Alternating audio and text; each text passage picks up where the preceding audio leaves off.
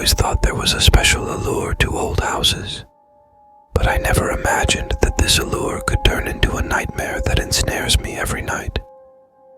I, Arash, a 24-year-old, live in an old, large house on the outskirts of the city, a house I inherited, where every corner has a story from the past. The first night I slept in this house, I heard footsteps, sounds coming from upstairs.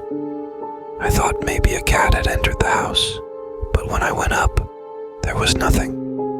Everything was calm until one night, while reading a book in the library, I suddenly felt someone standing behind me.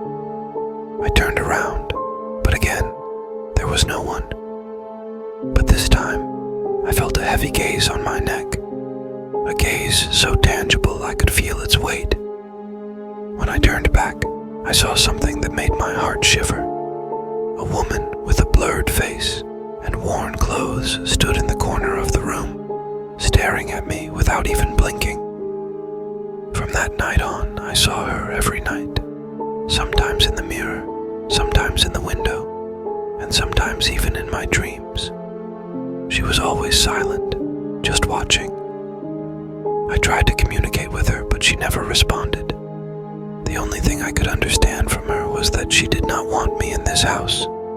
Days turned into nights, and each day I thought more about what secret this house was hiding. What had happened to this woman that her spirit couldn't find peace?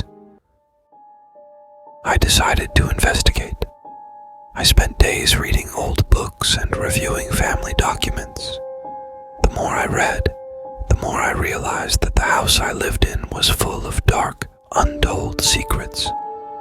But nothing was as terrifying as the diary I found in the basement. A diary that seemed to belong to the woman who now haunts me every night.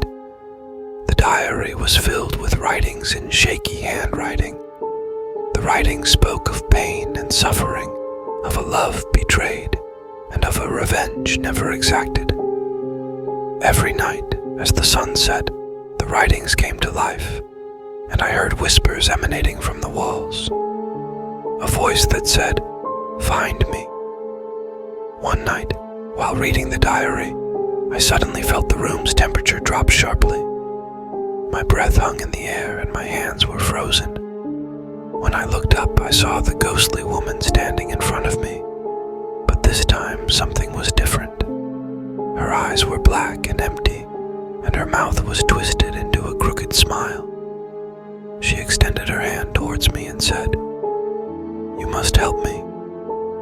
I knew I shouldn't approach her, but an unknown force drew me towards her.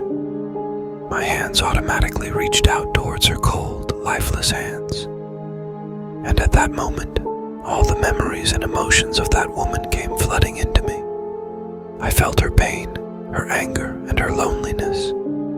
And I understood that she didn't just want revenge. She wanted to be redeemed. From that night on, the ghostly woman and I became companions of sorts. She led me to corners of the house I had never seen, and revealed secrets I never imagined. She led me to a room whose doors were always locked, a room that not even the sunlight could penetrate. When I opened the door, I saw a dark, cold room with walls covered in paintings that told horrific stories. Paintings of strange rituals and sacrifices that seemed to still feel their pain.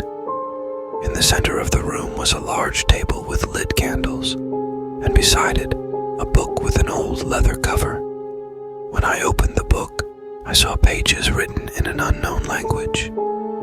And that's when I heard a voice that came from everywhere saying, "Free me."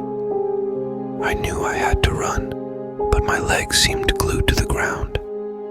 And as I stared at the pages of the book, I suddenly felt something pulling inside me.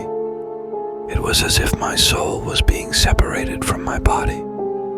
And at that moment, the entire room shook, and the candles were extinguished one by one.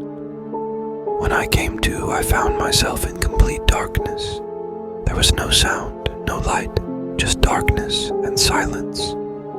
I screamed, but my voice was lost in the dark. And as I tried to find a way out, I realized I was not alone.